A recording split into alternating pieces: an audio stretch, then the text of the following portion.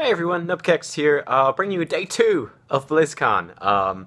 So yeah, it's halfway through the day. I'm going to be heading down to watch the HGC finals in a second, but I want to do a quick video here to talk to you guys about Alexstrasza, who I've got to play, plus some more detail on the stealth heroes and the stealth rework, which I got to play some of. So let's start with Alexstrasza first. Actually, a little bit of background going into Alexstrasza. Hero role rework. I know you guys are going to be excited to hear this. I had an interview this morning with one of the game developers, and that should be up on YouTube maybe in the next day or two. I want to edit it up and make it look good because I think there's really good info in there, but I will give you the preview.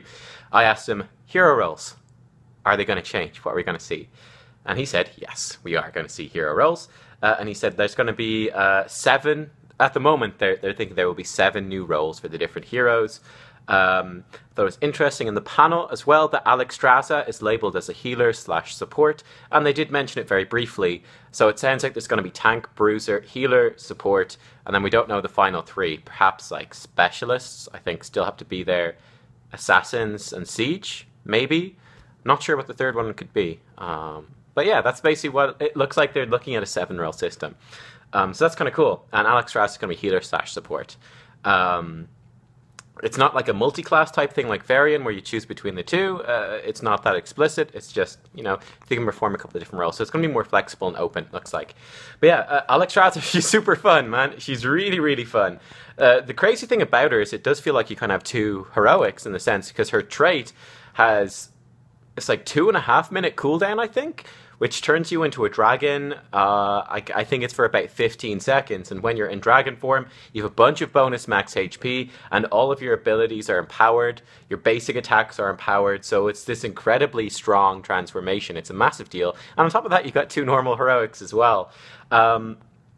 So yeah, her basic abilities, her heal, you can sacrifice your own maximum HP to heal people for a multiplicative thing of that, which is nice. You can put this area down on the ground, which takes 3 seconds, and then it goes pshum, and it heals allies standing in it. Now, when I was playing it, I found that no one stood in it, but obviously once people know what it does, they will. And then her E, this one's quite interesting. You shoot out this fireball. When you hit a hero, they go on fire for a little while. I think it does a bit of damage over time. If you hit them again, it's got a very short cooldown, it's quite spammy.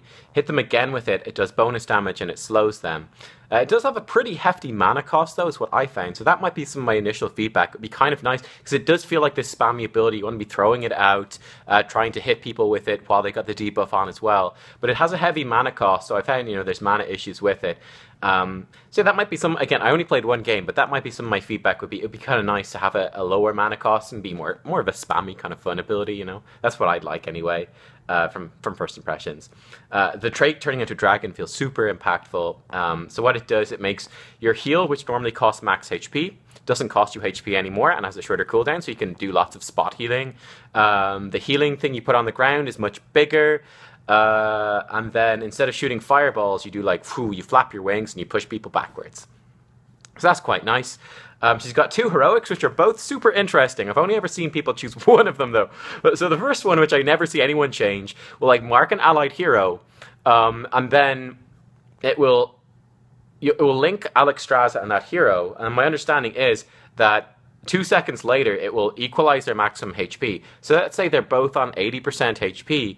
You mark them, they get bursted down to 20% HP. It will equalize it. It will bring them back up to 80%, I think is how it works.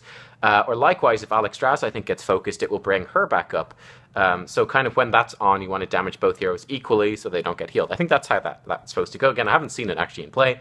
The cooler one, who's more fun, is you cast for about 1.5 seconds and you fly up in the air, you're untargetable, and you've got 5 shots on the ground. It will be you can't see them coming as an enemy, which is intentional, but for her, you see like this circle on the ground, it goes whoop, and then this explosion lands, which does some damage. It's quite long range, and you can target it very freely, and it does a chunk of healing to allies as well.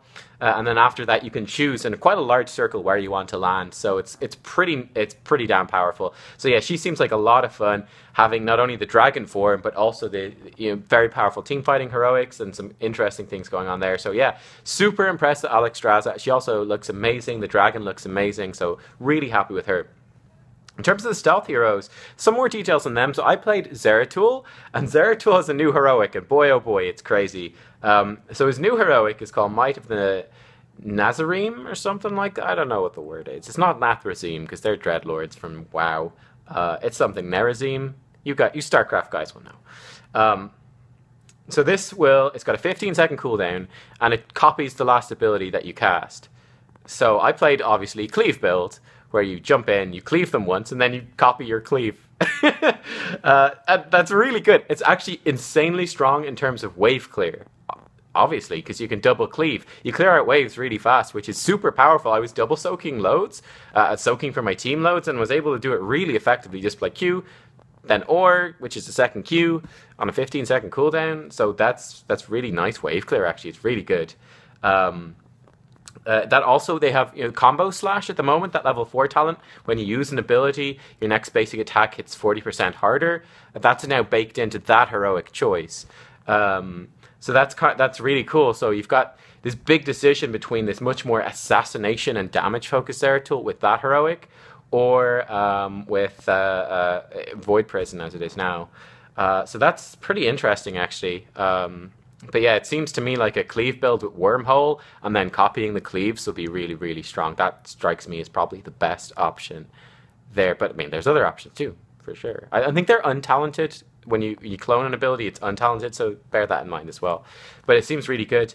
Obviously, you can't, blink in, do a bunch of abilities, and then clone a blink out. It will clone your most recently cast ability. So that's what happens there. And then even more hype, this is insane. The level 20 version, holy shit, it's rewind as well. So not only, let's say I E in, blink in, throw my W, great, cleave, press my Or then to copy the cleave.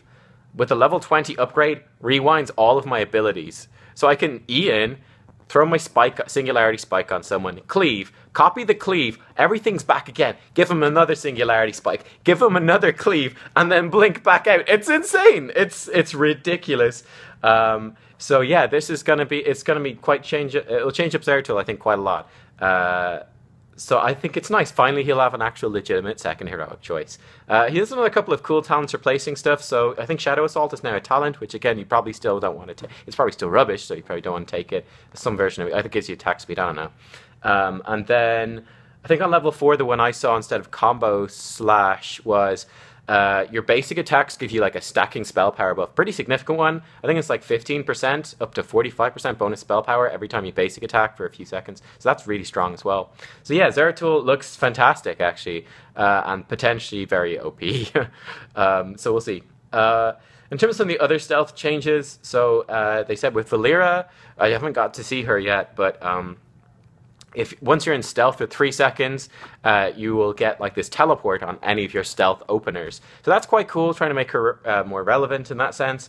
I talked about Nova yesterday, but she's Snipe Master baseline. She's movement speed while she's stealthed, and she's got this extra ability that she can go into stealth like Ghost Protocol whenever she wants to. That's baseline as well.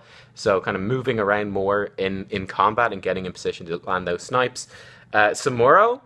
Pretty big changes for Samuro, actually. They're moving damage off of all the illusions and into him just baseline. So that's quite cool. You'll also have the Illusion Master like swap with one of your images. That's baseline as well, so that's really nice.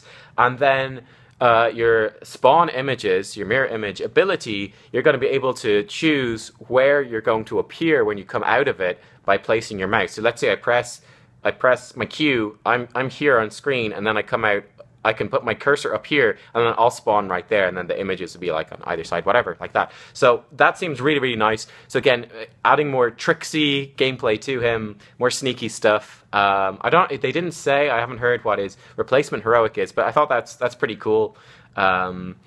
So yeah, that making him more sneaky instead of just being the images are just like split pushing tools or just they just follow you around. They said they want them to be less like summons or pets and more like tricky, sneaky things, and I think that's really nice actually. Who's the final hero they're changing? There's one more stealth hero, isn't there? Nova, Zeratul, Samuro. I'm such an idiot. I can't think of it now. It doesn't matter. I'll come back to you on that one. There's one more. Shit, I don't know. I don't know, man. I don't know. They did say certainly with other heroes like Medivh and with his invisibility, with Sergeant Hammer and her stealth thing, ambush. That stuff's all going to follow the same sort of rule set. So you're going to have just the stealth shader, and then if you stand still for a second and a half, they said that's when you go invisible. So yeah, I mean, I'm kind of curious again to see these other stealth heroes in play, but. While I was initially skeptical, I'm kind of liking the stealth rework stuff. I actually thinking it looks pretty good now.